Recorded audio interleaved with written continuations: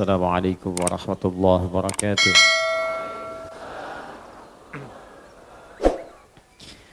Alhamdulillahilladzi hadana ilal islami fa asbahna muslimin wa gharasa fi qulubina al-iman fa asbahna mu'minin wa amarna bil ibadati linakuna minal muttaqin. Fasubhanalladzi khalaqal insana ahsana taqwim fanahmaduhu hamdan syakirin hamdan na'imin kama 'allamana an nahmadah. Wa nusalli wa nusallimu ala afdalil anbiya'i wal mursalin sayyidina Muhammadin wa ala alihi wa sahbihi wa ummatihi ila yaumiddin. Amma ba'd, fa ya ibadallah, usi nafsi wa iyyakum bitaqwallahi faqad fazal muttaqun fala tamutunna illa wa antum muslimun. Faqala ta'ala ya ayyuhalladzina amanu taqullaha haqqa tuqatih wa la tamutunna illa wa antum muslimun. Alhamdulillah, saudara-saudariku, kita masih diberikan kesempatan oleh Allah Subhanahu wa taala untuk bisa menjalani kehidupan di hari ini. Semoga hidup kita di hari ini insyaallah mendapatkan bimbingan dari Allah Subhanahu wa taala dan semoga lebih baik daripada hari-hari yang sebelumnya. Karena itu seringkali Al-Quran memberikan pesan kepada kita untuk merencanakan kegiatan-kegiatan positif dengan mendasarkan evaluasi pada hari-hari yang telah berlalu. Jadi yang kemarin dievaluasi, kemudian yang akan datang disiapkan dengan bertawakal kepada Allah Subhanahu wa taala. Itu yang dimaksudkan dengan turunnya surah Al-Insyirah itu ketika Allah menyampaikan fa idza faraghta fansab wa ila rabbika farghab. Fa idza faraghta fansab. Maka jika yang kemarin telah tuntas atau yang telah dikerjakan itu selesai, maka siapkan untuk merencanakan yang selanjutnya. Ya, biasanya kalau kebiasaan Rasulullah SAW sebelum tidurnya beliau kemudian berevaluasi diri, istighfar 70 sampai dengan 100 kali, mengevaluasi kegiatan di hari itu, lalu merencanakan untuk yang besok. Apa yang mau dikerjakan? Ya, kita ikuti sebagai umatnya dengan keteladanan Rasulullah SAW seperti disebutkan dalam Al-Quran surah ke-33 Al-Ahzab ayat 21. Laqad kana lakum fi Rasulillahi uswatun hasanah, kata Allah, sungguh telah kami tetapkan ada pada diri Rasulullah, ya, pada diri Rasulullah. Jadi Nabi Muhammad SAW ketika terlahir lalu ditetapkan sebagai Rasul oleh Allah, bukan hanya membawa kepribadian sebagai seorang manusia. Ya, qul innama ana basyarum mithlukum, Quran surah ke-18 ayat 110. Ya, kata Allah, katakan saya manusia seperti kalian. Jadi ada fitrah kemanusiaan pada diri Nabi Muhammad SAW. Fitrah kemanusiaan ini yang menjadikan beliau punya karakter seperti kita manusia. Makan juga, minum juga, berpakaian juga. Namun demikian ada perbedaan antara beliau dengan kita. Karena ditetapkan oleh Allah beliau sebagai Rasul, kita bukan. Beliau Nabi, kita bukan. Dan sifat Nabi dan Rasul biasanya memiliki dua keistimewaan.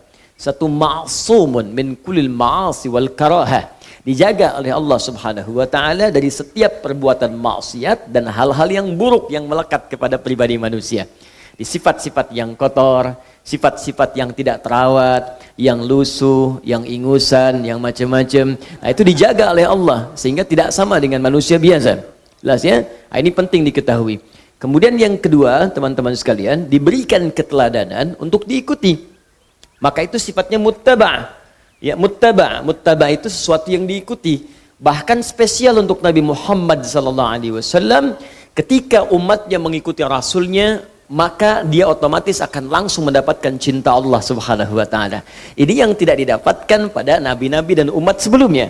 Jadi nabi-nabi dulu, dari sejak Nabi Adam, lalu muncul Rasul pertama Nabi Nuh alaihissalam, sampai dengan seterusnya, ketika umatnya mengikuti nabinya atau rasulnya, belum tentu datang langsung cinta Allah kepada umatnya. Nabi Muhammad berbeda, punya tingkat ketinggian yang luar biasa, sehingga saking tinggi dan istimewanya banyak pujian disematkan kepada beliau. Wa innaka la'ala khuluqin azim, demikian di surah Al-Qalam itu. Ketika diikuti akhlaknya, perbuatannya, kebiasaannya, cinta Allah diturunkan kepada pengikutnya. Jika ia beriman, maka turun Quran surah ketiga Ali Imran ayat 31. Qul in kuntum tuhibbunallaha fattabi'uni yuhibbukumullah wa yaghfir lakum dzunubakum.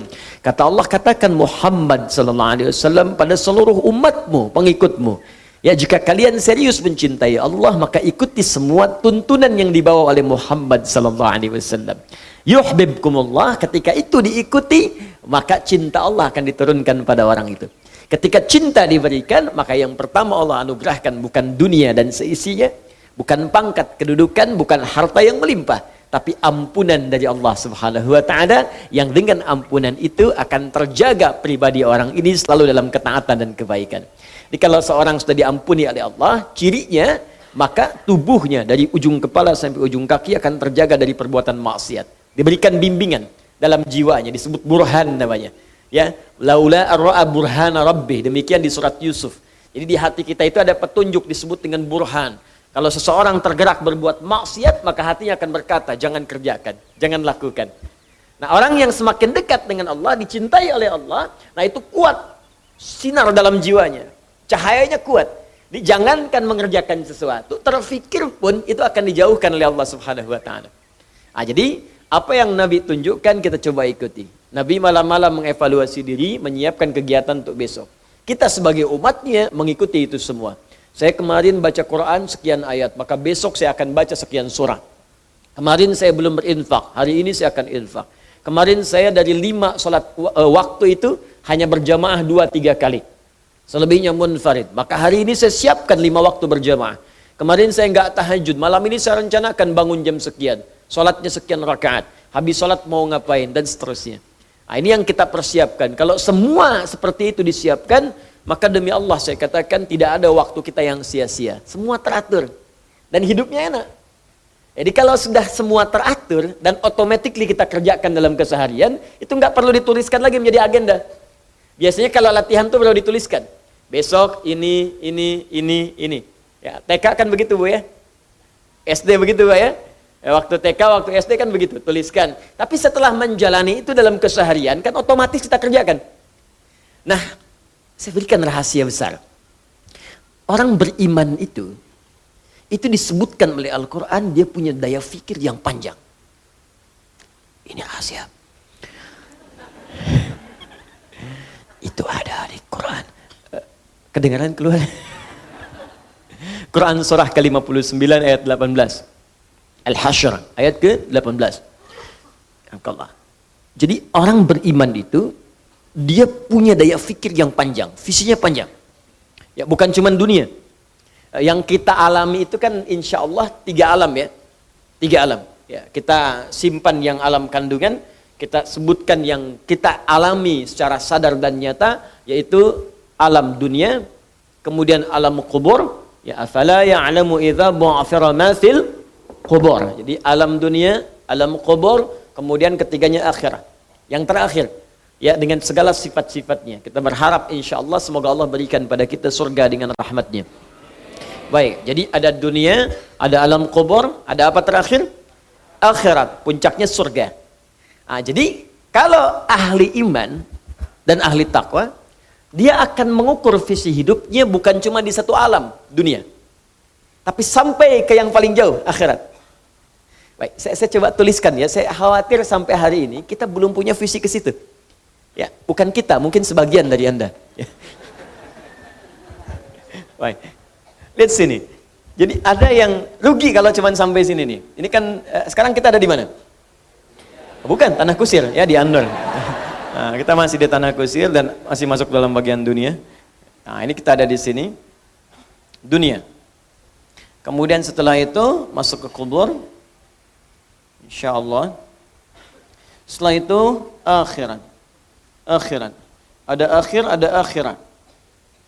Ya, kalau akhir batas sesuatu, tapi boleh jadi setelah itu ada lagi. Tapi kalau pakai tak di ujungnya, bisa sifat atau pembatas paling akhir yang tidak ada lagi setelah itu. Ya, karena itu ada akhirat. Lihat, akhirat tak di ujungnya. Yaumul akhir, hari berakhir, selesai. Nggak ada hari lagi. Tapi di situ ada perhitungan, ada tempat, ada macam-macam. Ketika disebutkan tak akhirah, maka puncaknya di situ, selesai. Tidak ada lagi setelah itu. Jelas? Di sini kita berharap semoga Allah anugerahkan surga. Ya, kita tuliskan di sini. Ya, tidak cukup dengan amin, kita lihat dulu. Jadi di Quran surah ke-59 ayat ke-18 Allah sampaikan ciri orang yang beriman plus takwa. Jadi urutan itu ada iman plus takwa, ada iman belum meningkat takwa, ada Islam belum sempurna iman. Nih, 1, 2, 3. Bilang ya. Ada Islam belum sempurna iman. Kalau Islam belum sempurna iman itu baru syahadat di lisan. Mengucapkan kalimat iman di lisan, tapi imannya yang di lisan belum sampai ke hati. Ini sering saya uraikan. Ini ada kasusnya di Quran surah ke-49 ayat ke-14. Quran surah ke-49 ayat ke-14. Qalatil a'rabu amanna qul lam tu'minu. Ya, awas hati-hati. Sebagian orang-orang Arab Badui berkata, Muhammad sallallahu alaihi wasallam, kami telah beriman. Lalu Nabi terdiam, turun jawaban langsung dari Allah. Awas hati-hati. Apa kata Allah? Kul, katakan Muhammad sallallahu alaihi wasallam, lam tu'minu.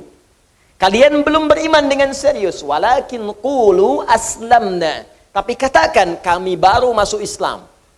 Jadi syarat masuk Islam mengucapkan syahadat kan di lisannya. Asyhadu an la ilaha illallah, maka itu kalimat iman cuman baru di lisan. Walamma yadkhulul imanu fi qulubikum, sementara imannya belum masuk ke hati. Jadi dari lisan ini belum ditembuskan ke jiwa ke sini.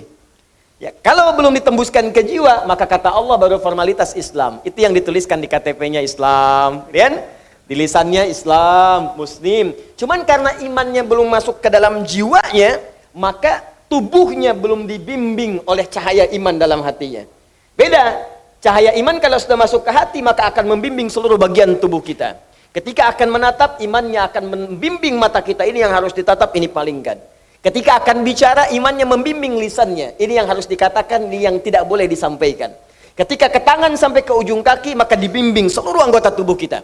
Karena itulah pernah saya sampaikan di banyak kesempatan, ketika Allah menyebutkan fungsi tubuh kita, maka kalimat iman dulu yang disampaikan di awalnya. Mata, qul lil mu'minina yaghuddu min absarihim. Katakan pada pria-pria yang punya iman, matanya lihat yang baik. Tak mampu melihat yang baik, palingkan, ghaddul basar. Demikian untuk perempuan, wa qul lil mu'minati yaghuddna min absarihinna. Baik lisan, ya ayyuhalladzina amanu, iman dulu, la yasraq qaumin qaum. La ya ayyuhalladzina amanu la yaghtab ba'dukum ba'dha. Hai orang-orang beriman, jangan saling mencela. Hai orang-orang beriman, jangan gosip. Imannya dulu. Begitu iman disebutkan, baru kemudian ke fungsi tubuhnya. Ya ayyuhalladzina amanu kulu mimma razaqnakum. Ya, kullu min thayyibati ma razaqnakum. Hai orang-orang beriman, silahkan bekerja cari nafkah. Imannya dulu, baru pekerjaannya. Iman. Bagaimana cara meningkatkan iman? Berlatih lewat takwa. Karena itu setiap ada kalimat iman seringkali disebutkan dengan takwanya. Bisa takwa sebelumnya, bisa takwa di akhirnya.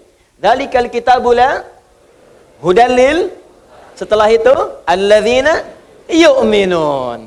Baik, ya ayyuhalladzina amanu kutiba alaikumus kama kutiba alal ladzina min la'allakum tattaqun. Setiap ada iman, takwa. Setiap ada takwa, iman. Jelas sampai sini? Baik, ketika kemudian iman bersanding dengan takwa, maka orang ini kata Allah akan punya visi yang sangat panjang. Apa visinya? Dia akan turunkan pola hidupnya, memulai dari puncak yang paling tinggi, dari 3 dimensi yang dilalui dalam hidupnya. Dimensi pertama dunia, dimensi kedua alam kubur, dimensi ketiganya alam akhirat. Maka orang beriman, orang muslim yang beriman dan bertakwa, dia akan memulai visi kegiatannya dari sini, diturunkan. Jadi bukan dari sini. Jadi kalau ada orang belum beriman, apalagi belum berislam, wajar kalau cuma cara berpikirnya sampai sini. Nanti anak saya TK, SD, kemudian SMP, kuliah, jadi dokter. Sampai sini aja, dokter. Dokter dunia, alam kubur diobatin. Anak saya jadi arsitek. Arsitek dunia, membangun gedung cakrawala. Di alam kubur gelap, tak mampu membangun apapun. Mau kaya, kumpulkan harta. Tapi ketika wafat kan selesai, telah meninggal dunia. Artinya semua yang dihasilkan di dunia ditinggalkan. Ditinggalkan, jadi gak ada yang dibawa. Makanya ada orang-orang yang cara berpikirnya sampai di sini saja. Awas, hati-hati, hati-hati. Tadi di awal saya katakan jangan-jangan ada sementara kita mengaku beriman tapi visi kita belum masuk dalam kategori yang disebutkan oleh Al-Quran. Karena ada yang sampai sini saja. Quran surah kedua, Al-Baqarah ayat ke-200, paling kanan agak ke bawah sedikit. Perhatikan kalimatnya. Wa minan nasi may yaqulu rabbana atina fid dunya. Bukan. Jangan ngarang Joni. Wa ma lahum fil akhirati min khalaq. Aja.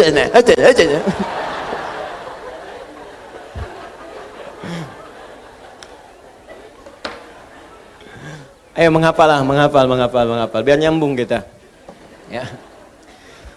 Wa minan nasi may yaqulu rabbana atina fid dunya wa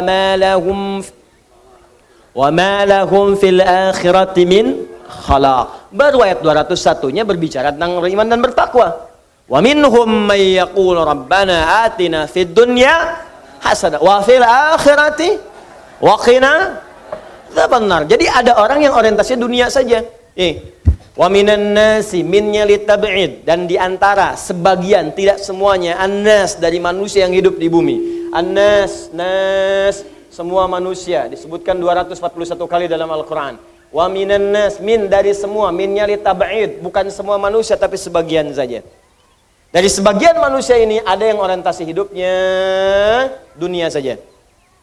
Rabbana atina fid dunya. Ya Allah, anugerahkan kepada kami semua kemuliaan dunia, kedudukan yang paling tinggi, harta yang paling banyak. Ini nggak mikir. Nikmatiannya dunia lah, alam kubur gimana nanti belum jelas. Ada yang begitu. Ya, akhirat belum nampak, dunia aja dulu. Nah, begitu wafat kelabakan. Ya, nah ini poin pertama ini. Nah, sedangkan ada yang kedua, ini yang paling tinggi. Wa minhum may yaqulu rabbana atina fid dunya hasanah wa fil akhirati hasanah wa qina adzabannar. Visinya dia inginkan dunia akhirat. Disebutkan dunia akhirat, alam kubur otomatis masuk. Nah, cara merumuskan ini disebutkanlah di Quran surah 59 ayat 18.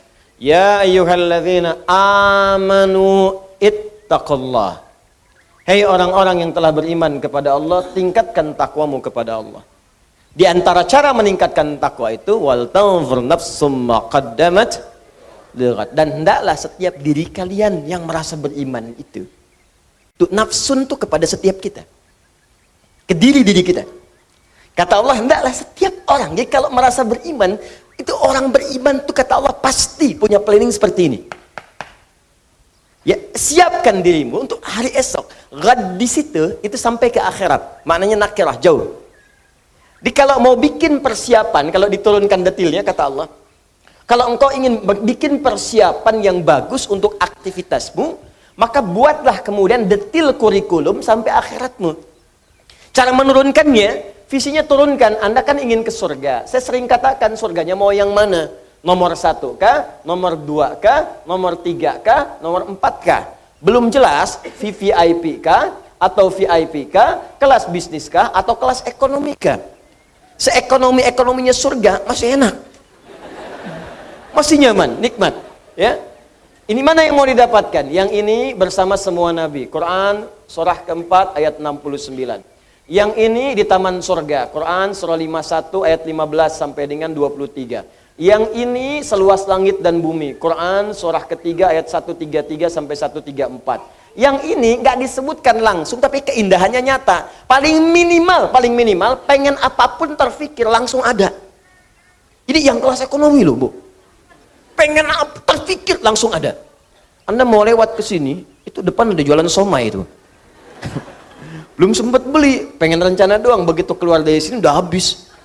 Kepikiran, masuk mobil meninggal. Gitu kan? Qadar Allah masuk surga ke kelas yang ini. Begitu pertama kali masuk, yang kepikiran somai an-nur, ya Allah, seling langsung.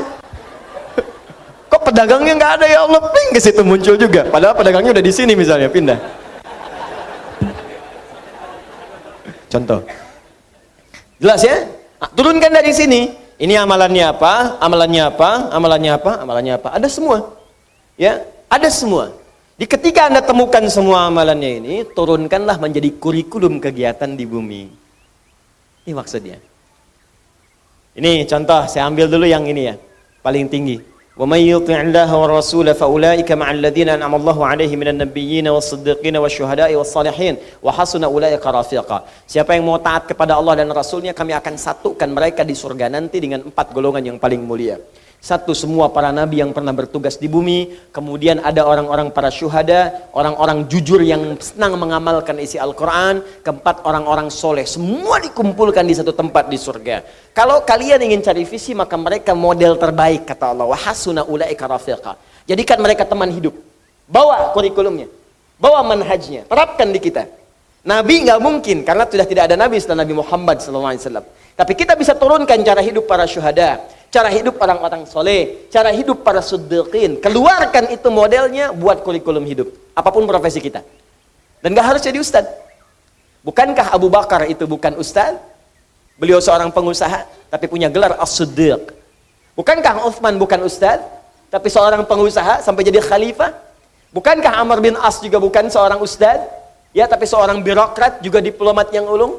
Ali yang ustad, Abu Hurairah yang ustad, di Anda yang pengusaha, pedagang, birokrat, diplomat, apapun itu, profesi yang kita kerjakan, turunkan rumus ini, kerjakan saat di dunia. Sampai kita berpulang kepada Allah Subhanahu wa taala dan lihat bagaimana Allah menepati janjinya. Innallaha la yukhliful mi'ad. Sungguh Allah tidak akan pernah mengingkari janji. Jelas sampai sini? Nah, pertanyaannya, hari ini teman-teman sudah mengeluarkan yang mana dari semua ini? Ayo perjelas.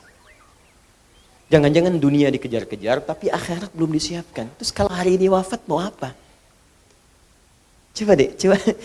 Setiap hari saya ingatkan, harus berpikir dalam sehari, mungkin kita wafat di hari itu. Itu akan memberikan motivasi kuat bagi kita untuk membenahi diri.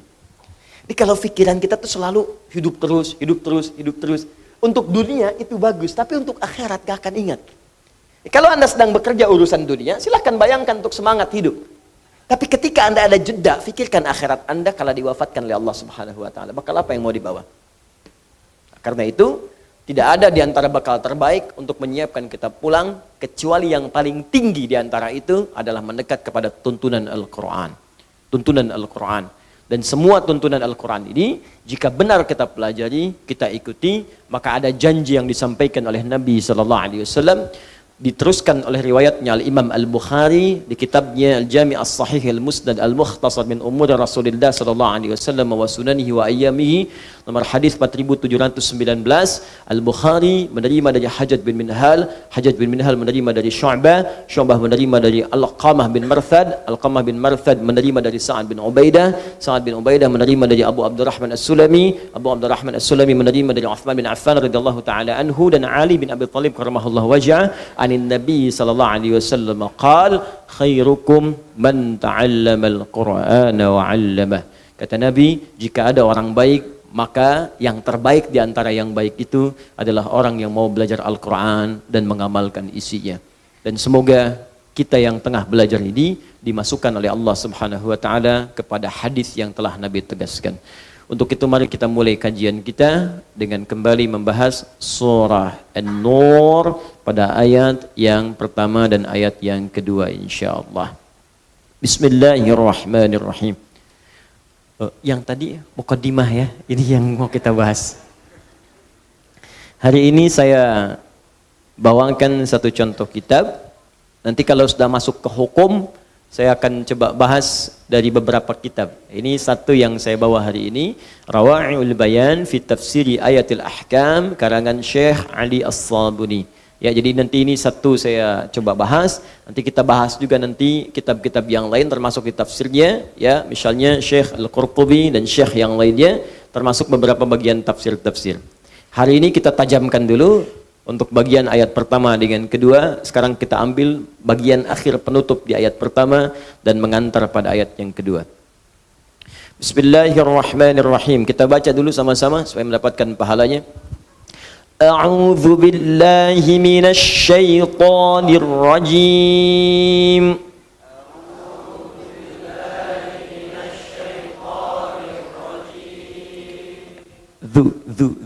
Zu bukan du.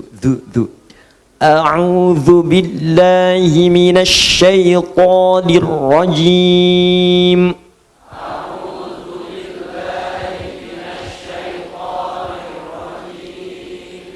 Ya.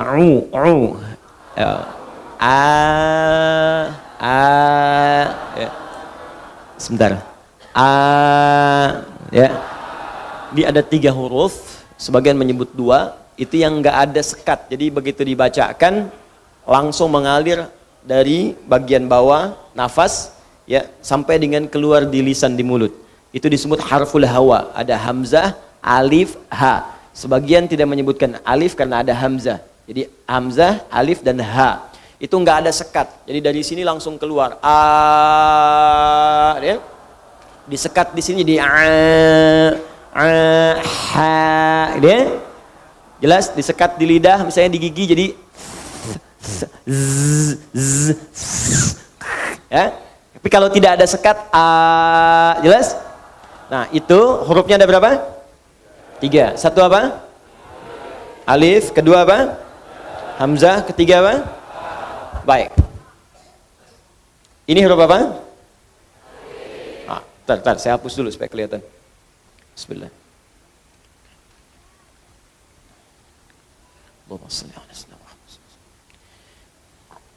Baik. Ini huruf apa? Bukan, ini hamzah namanya. Jelas ya? Saya ulang. Ini huruf apa? Hamzah, namanya hamzah wasal. Baik, hamzah wasal. Kalau memakai kepala di atasnya, kepala yang sering dipahami sebagai ain, padahal ini hamzah. Kalau ada perutnya baru ain. Kalau dia menggunakan kepala di atasnya begini, maka disebut hamzah qata' namanya. Qata'. Nah, ini yang ini kalau begini saja disebut wasal. Wasal itu bisa disambung kalimatnya tanpa hamzahnya dibaca. Ya, misal ini ma panjang, ini ismun, hamzah, sin, mim. Jelas? Ini begini, ismun. Ini ma. Kalau kita kemudian satukan ini ma dengan ismun. Ismun itu nama. Saya mau tanya siapa namamu? Kalau laki-laki tambah ka di ujungnya, perempuan tambah ki. Gampang ya? Ma ismu tambahkan ka, mas muka. Ka. Ya. Kalau perempuan apa? Ki, mas muki. Jelas ya? Jelas? Kalau sudah jelas gak usah ditanya lagi. Mas Yono, Mas Asep, jelas ya? Mas mu, ini ismun, ini kaf. Ini hamzahnya wasal. Kenapa disebut wasal? Wasal itu bersambung. Artinya bisa langsung nyambung tanpa harus dibaca hamzahnya. Jika ada kalimat sebelumnya ma, ada ismun, cukup hilangkan harakat kasrahnya, langsung dibaca masmuka, masmuki. Ya, misal di Quran bi'salismul fusuqu ba'dal iman. Bismillahirrahmanirrahim. Bismillah asalnya ba, ismun Allah, dibaca bismillahirrahmanirrahim. Hamzahnya tak perlu dibaca di situ ketika bersambung. Tapi kalau yang seperti ini qata', mau nggak mau harus dibaca. Nggak bisa nggak dibaca. Misal, ya, hamzahnya begini. Jelas? Ada seperti ini. Maka nggak bisa dibaca masmu, dibaca ma ismu. Jelas? Paham di sini? Baik, ma anzala. Ya, baik, ma unzila. Jadi nggak bisa dibaca maunzila. Ya, manzala tidak, unzila, anzala, hamzahnya bunyi. Paham? Kalau alif dia letaknya di pertengahan kalimat atau di akhir kalimat yang berfungsi memanjangkan huruf sebelumnya.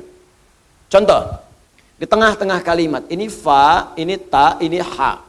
Fataha. Lalu ditambah alif setelah fa, jadi begini. Baca fatah. Ya, fatah. Ya, ketika ditambahkan alif kemudian di pertengahannya, maka huruf sebelumnya dibaca panjang 2 harakat. Fa, di alif itu huruf yang terletak di pertengahan atau akhir kalimat untuk memanjangkan huruf sebelumnya. Atau di akhir misalnya. Misal ra, mim, alif gini. Baca rama. Jangan takut salah. Pokoknya kalau ada alif di ujungnya pasti harokatnya panjang. Rama. Nih, ba kemudian ha ada alifnya. Baca Doha, jangan takut salah baca. Kalau enggak A awalnya, kalau enggak A, I atau U, selesai. Hidup ayu, baca harokat pertama dengan 3 kemungkinan. Kalau enggak hamzah A, kasrah I atau U, enggak ada yang lain. Jelas? Baik. Lihat sini, doha. Kadang-kadang ini alifnya tidak harus tegak lurus. Ya, tapi kadang-kadang bisa agak bengkok dia. Ya, dalam bahasa Jepang bingkeng dia. Nah, ini. Ah, gini. Gini, baca. Duha wad duha wal laili idza. Ini alif. Yang ini alif. Ya, jelas seperti ini? Baik, ya jadi ada dia bisa di akhir, ada dia bisa di awal. Nanti kita akan dapatkan kalimat itu ketika masuk kepada ayat yang kedua nanti. Jelas sampai sini? Baik, ini hamzah. Ini alif. Kemudian ada ha. Tiga ha seperti ini, harful hawa. Ha. Antara hamzah alif dengan ha nggak ada sekat. Begitu disekat misalnya, salah satunya sekat di sini. Ya dari hamzah a menjadi a, ditekan di sini. Ya. Hati-hati. Ini ada ain. Kalau ini ditutup begini, cuman kepalanya saja, maka bukan ain, ingat tuh hamzah. Awas, karena ada sebagian yang membaca hamzah dibaca ain. Ya, amana billah, amana, bukan amana. Ya, tapi yang ini ain, yang ini a. Jelas? A'udzu disatukan hamzah dengan ain. A'u. Sekat di sini Gak usah malu. Pokoknya ucapkan aja. Ya, namanya belajar, kalau salah tuh wajar. Kalau sudah merasa benar, untuk apa belajar? Jelas? Ya, jadi kalau Anda sedang belajar menemukan guru yang ketat, berbahagia. Syukur pada Allah.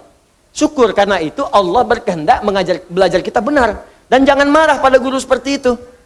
Ya, Ibu silahkan dibaca, guru private diundang ke rumah. A'udzu bu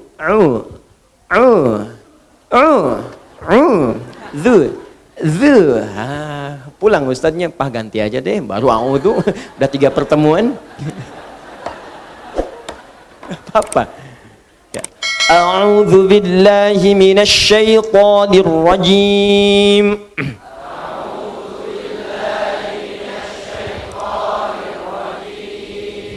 Bismillahirrahmanirrahim.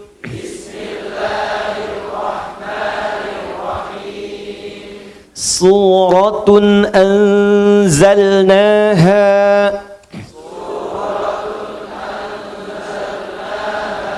wa faradnaha wa anzalna fiha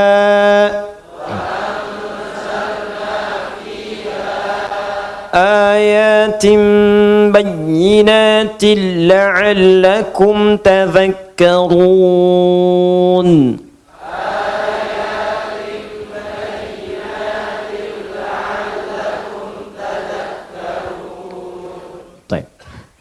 Kita berharap mudah-mudahan sebelum dibahas tafsirnya Allah berkenan memberikan pahala pada kita saat membacanya. Ya, saya tidak ingin menghilangkan sedikit bagian pun yang mungkin bisa kita dapatkan.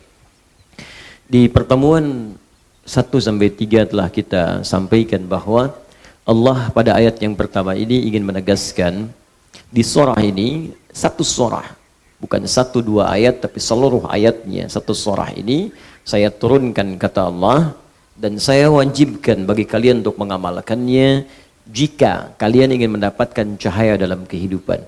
Karena itu surah ini disebut surah cahaya. Mata menatap, alhamdulillah, mendapat bimbingan cahaya. Telinga mendengar, ada cahaya di pendengaran kita. Kaki melangkah, mendapat bimbingan cahaya dari Allah.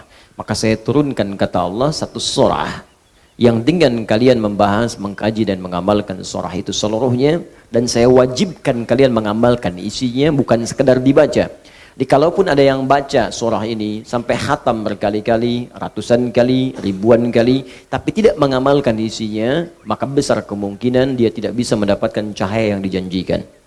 Lalu saya terangkan kata Allah, semua rumusan untuk mendapatkan cahaya itu dengan keterangan yang jelas. Ayatim bayyinat. Keterangan-keterangan dariku, tanda-tanda dariku, petunjuk-petunjuk dariku, kata Allah, dengan sangat jelas. Bayyinah itu, Bapak Ibu sekalian, kalau di dunia hukum, itu bukti yang sudah nyata, yang nggak bisa ditolak lagi. Lam yakunil ladzina kafaru min walal musyrikina munfakkina hatta bayyinah. Ya, orang-orang kafir itu, orang-orang musyrik itu dari kalangan ahli kitab, ya, kata Allah, sulit mempercayai kamu Muhammad sallallahu alaihi wasallam sebelum datang kepada mereka bukti yang jelas. Karena itu pada diri Nabi Muhammad sallallahu alaihi wasallam oleh Allah diberikan tanda yang sangat jelas, yang mustahil bagi mereka untuk mengelak dari tanda-tanda itu. Di kitab mereka dituliskan seorang nabi akhir zaman punya tanda di pundaknya. Ya, begitu dilihat di pundaknya tandanya ada. Seorang nabi akhir zaman ketika berjalan dari sejak kecil akan ada awan teduh yang menaungi. Tandanya jelas kelihatan. Ya, seorang nabi akhir zaman akan punya tanda begini-begini, semua tandanya muncul semua. Dan itu diketahui oleh mereka. Tidak ada celah kemudian untuk mengelaknya. Seperti persis matahari terbit di timur, kemudian tenggelam di barat. Itu bayyinah. Jadi kalau ada dalam Al-Quran sifat-sifat bayyinah, artinya semua yang diterangkan oleh Allah dengan sangat jelas, saking jelasnya, nggak ada celah bagi kita untuk mengelak. Jadi kalau sampai yang sudah jelas pun masih mengelak juga, maka ini ada persoalan dalam jiwanya. Ya, saya mau tanya pada Bapak Ibu sekalian, misal, saya mau contohkan, ini apa? Tisu. Kalau saya katakan ini apa belum kelihatan, Anda bingung jawabnya, wajar. Tapi kalau saya tunjukkan jelas dengan bendanya, sampai warnanya, belum yakin juga ini tisu, berarti ada masalah dalam pandangan Anda. Jelas ya? Tapi kalau Anda jelas melihatnya putih dan mengingkari ini tisu, maka masalahnya di hati Anda. Demikian nanti Allah terangkan di surah ini. Tentang bagaimana fungsi mata, tentang bagaimana menjaga diri dalam kehidupan, tentang manfaat mengerjakan ini, menjauhi ini, dan dijelaskan semuanya. Teorinya dijelaskan, manfaatnya dijelaskan, contohnya dijelaskan. Makanya disebut di awal, saya jelaskan sejelas-jelasnya. Kalau masih belum jelas juga, ada masalah kemudian dengan cara dia memahaminya. Kalau sudah jelas gak diamalkan, ada masalah di hatinya. Kalau sudah jelas kemudian gak beriman juga, ini ada masalah dalam jiwanya. Pelan sampai sini, paham? Baik. Kemudian apa fungsi semua ini saya terangkan kata Allah dengan jelas. Dan saya menginginkan kalian punya cahaya dalam kehidupan. Apa di antara tujuan yang paling utamanya? La'allakum tadhakkarun. Supaya kalian mampu meningkatkan zikir kepada Allah subhanahu wa ta'ala. Bagian terakhir ini yang akan saya pertajam. Sebelumnya saya terangkan sebagian saat di Al-Hikmah. Bapak Ibu sekalian, zikir adalah segala kegiatan atau aktivitas yang mampu mendekatkan diri kita dengan Allah subhanahu wa ta'ala, yang mampu mendekatkan diri kita dengan Allah subhanahu wa ta'ala. Setidaknya zikir dalam Al-Quran itu memiliki 3 fungsi secara umum. Dia ada 3 fungsi zikir secara umum ya. Pertama, mengenalkan dan mendekatkan seorang hamba dengan Allah subhanahu wa ta'ala. Mengenalkan dan mendekatkan seorang hamba dengan Allah subhanahu wa ta'ala. Sudah? Jadi bagi yang belum kenal Allah, belum beriman, maka dengan dia mengenal zikir, mendengar misalnya, atau melihat, atau memikirkan hal yang terkait dengan zikir, maka dia berpotensi akan mengenal Allah subhanahu wa ta'ala. Dengan mengenal itu, boleh jadi kemudian semakin dekat dia untuk mendapatkan hidayah. Contoh, saya berikan langsung misalnya, Allah perdengarkan zikir kepada semua kalangan manusia, dan zikir ini diperdengarkan 24 jam tanpa berhenti semuka bumi. Jadi terus berputar. Apa diantaranya? Suara azan.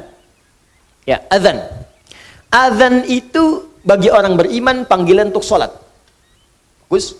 Bagi yang belum beriman, itu pengenalan kepada Allah.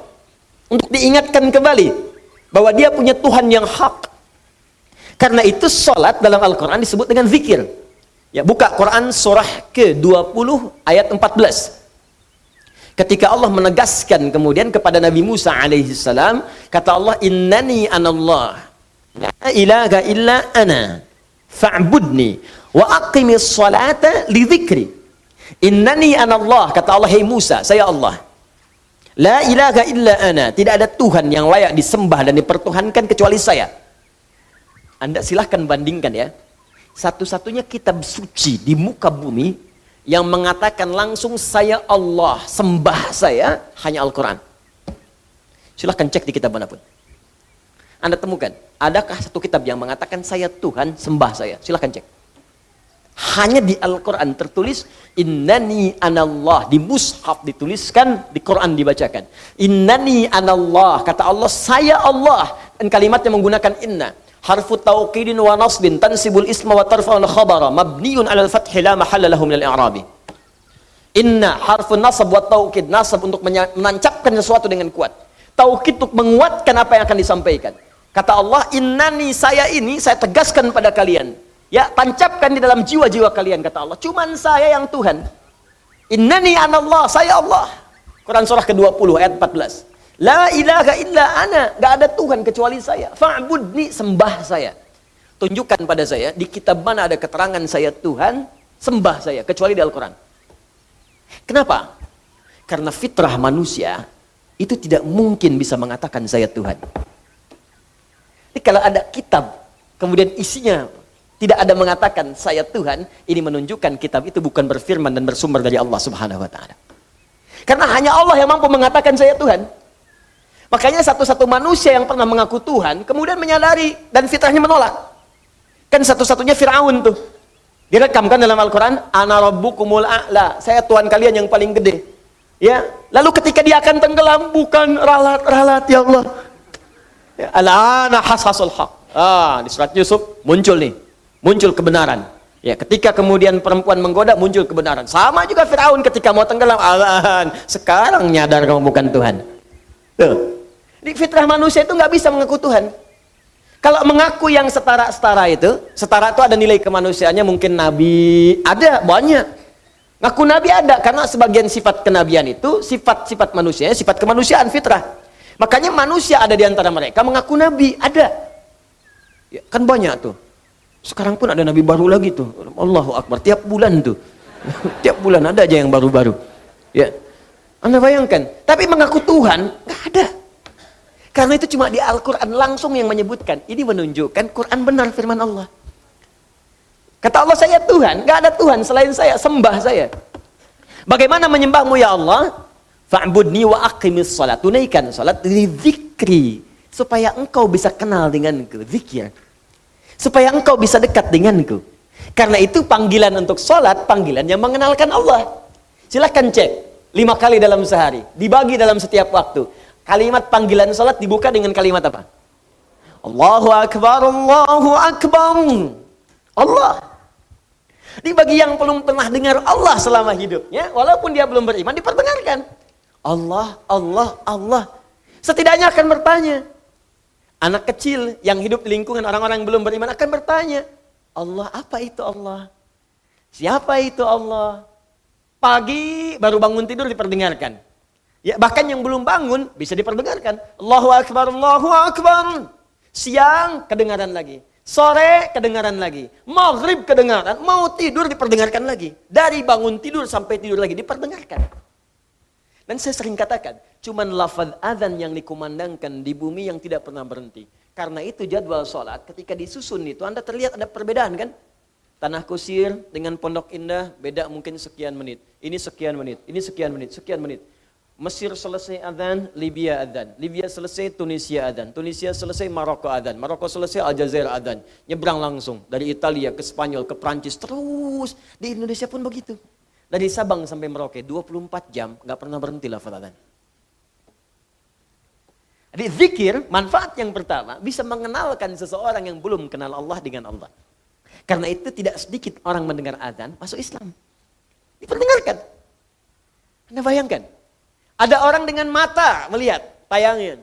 Ya, makanya bikin Bapak Ibu status-status yang baik. Di Facebook, tayangkan aja hadis, ayat, isi dengan dakwah. Boleh jadi apa yang kita tampilkan mungkin dilihat orang, dan kalau bukan dia mendekat kepada Allah, atau dia kemudian menjadi beriman kepada Allah. Yang sudah beriman semakin kuat imannya. Yang belum beriman begitu melihat status Anda, mari berbuat baik dalam kehidupan. Al-Quran surat sekian, ayat sekian. Mari kita berbuat jujur, hadis Nabi SAW. Teman Anda mungkin bukan semuanya Muslim. Begitu melihat ajaran Islam yang sesungguhnya, dia melihat, dia mengamati, tiba-tiba besoknya dia beli mushaf, dilihat, dikaji, dan memutuskan mengucapkan asyhadu an la ilaha illallah wa asyhadu anna Muhammad Rasulullah. Karena status yang Anda tulis di media sosial itu. Maka ketika dia beramal selama hidupnya, Anda mendapatkan bagian dari semua pahala yang dia dapatkan. Cuman satu yang Anda tuliskan. Ini bikin status, tanah kucing macet ya. Apa yang didapatkan? Nggak ada yang dapat gitu kan. Ini zikir. Jadi bagi yang belum kenal, kenalkan. Bagi yang sudah kenal, maka zikir ini akan mampu mendekatkan pelakunya semakin dekat dengan Allah Subhanahu wa Ta'ala. Karena itu orang yang rajin sholat, semakin banyak sholat, semakin dekat dengan Allah. Nggak percaya silahkan Bu, Pak. Kalau yang masih sholatnya fardu saja, apalagi yang kerjanya, maaf ya, menyendiri, belum senang jamaah, itu perasaannya masih biasa. Beda dengan ketika Anda mulai memburu masjid untuk jamaah. Di rumah pun pengen jamaah. Beda ketika Anda mulai memburu salat sunnah, malam tahajud, siangnya duha dikerjakan, rawatib tak tinggal. Demi Allah saya katakan, demi Allah, wallahi, Anda akan mendapatkan kenikmatan iman dalam jiwa. Yang ketika tertinggal sunnah, Anda bisa gelisah. Itu tanda Anda sudah mulai semakin dekat dengan Allah Subhanahu wa Ta'ala. Contoh lain, Al-Quran disebut zikir. Quran surah ke-15 ayat 9. Inna nahnu nazzalna dzikra wa inna lahu lahafizun. Sungguh kami telah turunkan Al-Quran sebagai zikir. Anda kalau sedang baca Al-Quran, zikir, sedang zikir. Semakin meningkat levelnya, saya udah nggak mulai mau baca lagi, saya pengennya langsung menghafal. Baca, menghafal. Maka meningkat langsung. Tingkatnya dari yang cuma 1 naik langsung 4. Disebutkan di Quran surah 54 ayat 17, 22, 32, 40. 4 kali disebutkan dengan kalimat yang sama. Walaqad yassarnal Qur'ana lidzikri. Sungguh kami telah mudahkan Al-Quran untuk dihafalkan. Menghafal Quran disebut dengan zikir. Karena itu, orang yang baru baca dengan yang telah menghafal, kedekatan dengan Allahnya beda. Nggak percaya silahkan cek. Anda yang baru baca, besoknya baca lagi, meningkat, baca lagi. Semakin banyak baca, semakin dekat dengan Allah. Yang menghafal lebih daripada itu. Tambah lagi, ngulang lagi, murajaah lagi, bangun tahajud, ulangi lagi. Semakin terasa perbedaannya. Doa, bagian dari zikir. Quran surah ke-7 ayat 205. Wadhkur rabbaka fi nafsika tadarruan wa khifatan wa dunal jahri minal qaul. Makanya ketika Anda sedang berdoa, bukankah semakin merasa dekat dengan Allah? Ya kan? Ada perasaan berbeda dalam hati kita kan? Nah, jadi yang pertama, fungsi zikir itu mampu mendekatkan diri kita dengan Allah Subhanahu wa Ta'ala. Kalau sudah dekat orang ini, maka akan terjadi 2 hal dalam hidupnya. Fokus. Hal pertama, mudah mengerjakan perintah Allah, dan yang kedua, mudah meninggalkan larangan Allah Subhanahu wa Ta'ala.